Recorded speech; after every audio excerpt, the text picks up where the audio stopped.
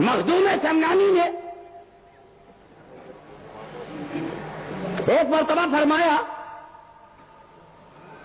کہ عبدالرزاق نورالعین نے اپنی خدمت سے مجھے اپنا بندہ بنا لیا. سبحان اللہ.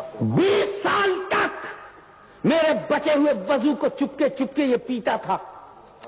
میں نے خدا سے دعا کیا ہے کہ میرے بچے ہوئے وضو کے پانی کو چھپ چھپ کے جو نورالعین پیتے تھے تو ان کی اولاد میں اس آب حیات کے اثرات ظاہر ہو. قیامت تک عبدالرزاق نورالعین کی اولاد میں اس کی برکتیں ظاہر ہو. پھر مخدوم صاحب فرماتے مریدوں سے سنو، رب نے میری دعا قبول کر لیا. سبحان اللہ. گویا عبدالرزاق نورالعین کی اولاد میں ہر دور میں ولی رہے گا. سبحان اللہ. کیونکہ مخدوم اشرف نے ضمانت لیا ہے. یہ بھارت کی مدد سے بنی ہوئی عمارت نہیں ہے، یہ مدینے والے کے کرم سے بنی ہوئی سلطنت ہے.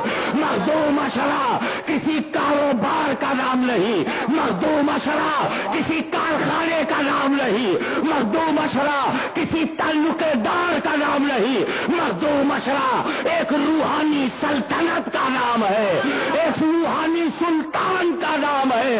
غریب نواز کی کرامت کا نام مخدوم اشرف ہے. قطب الاقطاب کی حمایت کا نام مخدوم اشرف ہے. بابا فرید گنج شکر کی عنایت کا نام مخدوم اشرف ہے. محبوب الہی کے فضل و کرم کا نام اشرف ہے. آئین ہند کے جلووں کا نام مخدوم اشرف ہے. شیخ الحق کے دبدبے کا نام مخدوم اشرف ہے. بغداد کی تمناؤں کا نام اشرف ہے. اجمیر کی فضاؤں کا نام اشرف ہے. مدینے کے سفینے کا نام اشرف ہے. حسن اور حسین کی امانتوں کے محافظ کا نام اشرف ہے.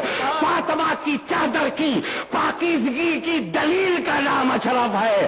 اہل بیت کی طہارت کی حجت کا نام اشرف ہے. اہل بیت کے وقار کے ثبوت کا نام اشرف ہے. اسلام کی حقانیت کا نام اشرف ہے. سنیت کی پہچان کا نام اشرف ہے.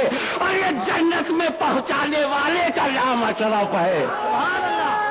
نعرہ تکبیر، نعرہ رسالت، خان وعدہ اشرفیہ، جشن حضور سرکار کلام.